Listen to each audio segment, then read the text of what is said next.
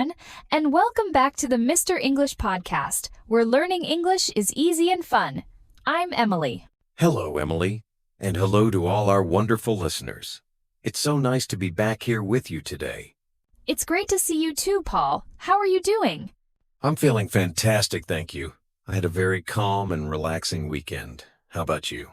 I'm doing great. I'm really excited about our topic today. Oh, yes.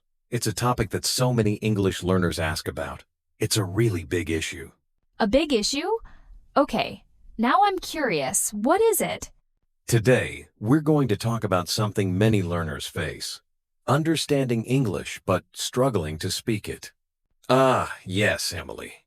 That's the number one problem I hear about from so many people. Me too. They say things like, I can watch movies and listen to podcasts, but when I try to speak, my brain just stops. Exactly. The words just disappear, and it feels like your voice is completely stuck. Yes, it's as if your voice is locked. But don't worry, we're going to share some practical tips that will help everyone unlock their English voice. That sounds perfect. This episode is going to be very important. It absolutely is. But before we jump in, we have a small request for everyone listening. Yes! If you're enjoying our podcast and learning along with us, please take just a second to give this episode a thumbs up. It really helps the podcast grow and makes it easier for other English learners to find us.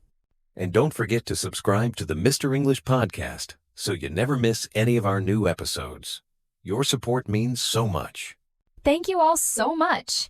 Now, Emily, I'm ready. My voice feels locked. How do I find the key? The first key is to change how you listen. Change how I listen? But I already understand English. Isn't that enough? Understanding is wonderful, and it's a great first step. But to speak better, you need to switch from passive to active listening. Passive to active. What does that mean? Passive listening happens when English is in the background while you're doing other things, maybe cleaning, driving, or scrolling on your phone. You understand some of it, but your focus isn't on really hearing the language. Ah, yes. I do that all the time. Active listening is different. It's when you actually listen and repeat what you hear. Oh, so I listen to a sentence, and then I say it myself? Exactly. There's a technique called shadowing. Shadowing? Like following my shadow? Yes, you become the shadow of the speaker. Listen to a podcast or a short video and try to repeat what the person says, either at the same time or right after. At the same time? Wow, that sounds difficult. It can be, but you can start small. Listen to one sentence, pause, and then repeat it. Listen, pause, repeat. I can do that. As you get more confident, you can try speaking along with the person. It doesn't have to be perfect. I see. So I'm not just hearing English anymore, I'm producing it. I'm practicing the sounds and the rhythm of the language. Exactly. It's training your ears and mouth to work together. That's why active listening and shadowing are such powerful tools. That's a great first tip. What's next? The second tip is to create your English mode. English mode? What's that, a secret superhero power? In a way, yes. It's a dedicated time during your day when you only think and speak in English. Only think in English? That sounds hard. My brain prefers my first language. Of course, but you can practice. The easiest way is to talk to yourself. Talk to myself? People might think I'm crazy. You can do it when you're alone. Just narrate your day. Narrate? You mean talk about what I'm doing? Exactly. For example, when you're in the kitchen, say, I'm making coffee now, I need a cup. Where's the milk? Ah, the milk is in the fridge. See? You're doing it already. It might feel silly at first, but it's very effective. Why is it so effective? Because it forces your brain to find the words. You're not just understanding English anymore, you're producing it. Ah, so it's practice for real situations. Exactly. Just 5 or 10 minutes a day in English mode is enough to start seeing results. Okay, I'll try it. So I'm shadowing and talking to myself. But what if I don't know the words? I might stop because I can't find them. That's a perfect question. This brings us to tip number 3. Stop memorizing single words. Stop memorizing words? But I need more words.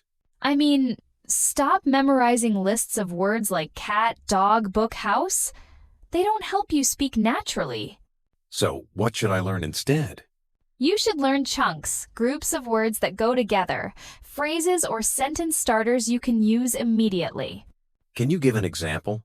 Instead of memorizing the word point, learn the phrase, "That's a good point." Or instead of mean, learn, "You know what I mean?" Oh, so these chunks are like ready-made tools I can use in conversation. Exactly. You don't have to think about grammar, you just use the chunk. It helps you sound natural and gives your brain time to think about the next idea. I love that. So, learn chunks, not single words. Yes. And now, tip 4. Speak every single day. Every day? But I'm so busy. I have work and I'm tired. It doesn't have to be an hour, just 5 or 10 minutes a day is enough. 5 minutes every day is better than 2 hours on one day. That makes sense. Speaking is a skill like playing the piano. You need regular practice to stay sharp. Exactly, and if you're wondering who to speak with, here's tip 5. Talk to your phone. My phone? My phone won't answer me. Use the voice recorder app. Record yourself talking. Oh no, I don't want to hear my voice or my accent. Don't worry, your accent isn't bad. It's just you. Recording yourself is a fantastic tool. Ask yourself a simple question, like, "What did I do today?" and answer it out loud. Then listen back. So I become my own teacher. Exactly. There's no pressure, just you and your phone.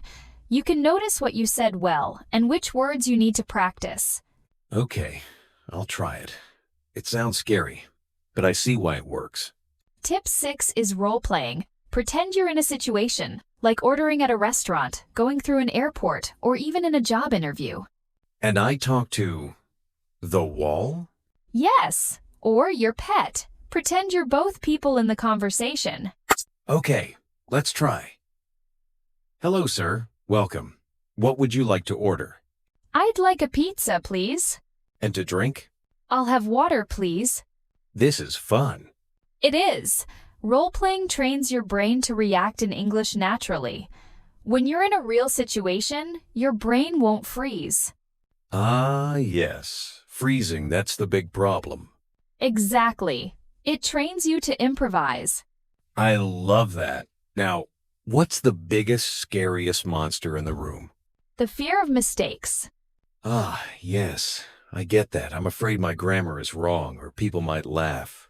Every learner feels that way. But here's a secret. Mistakes are your friends. Friends? But mistakes are bad. Not when speaking. Mistakes are proof that you're trying, proof that you're brave. Wow. I never thought of it that way. Mistakes are a sign of bravery. Yes, you can't learn to speak without making many mistakes. Fluency comes after mistakes, not before. So I should just speak, even if it's not perfect. Exactly. Communication is the goal, not perfection. Communication, not perfection. Got it. Tip 8. Practice responding. A conversation is two-way listen, speak. So I need to practice answering quickly. Yes, you can use a chatbot, a friend, or a teacher. Train your brain to reply actively, not just passively listen. I see now. Active listening, thinking in English, and replying, all connected. Exactly. These tips help move English from your ears to your mouth. These tips are amazing. I feel motivated. I feel like I can really speak. You already can, Paul. You speak beautifully. Thank you. Let's quickly review. Practice shadowing. Listen and repeat. Create your English mode. Talk to yourself. Learn chunks, not single words. Speak every day, even for just 5-10 minutes. Record your voice and review it. Role play real-life situations. Make friends with your mistakes. Communication, not perfection. Practice responding. Train your brain to reply. That's a powerful plan. Thank you, Emily. You're welcome. And thank you all for listening. We hope these tips help you unlock your English voice. Remember, understanding English is great, but your voice is the bridge to connection. Speak every day, even if it's imperfect. That's how fluency begins. Before you go, if you liked this episode, don't forget to subscribe and give it a like. Share it with a friend who feels stuck. And we have a question for you. Which tip will you try first shadowing? Talking to yourself or recording your voice? Let us know in the comments. We love reading your answers. Thank you all so much for joining us. Keep practicing and we'll see you next time. Bye-bye.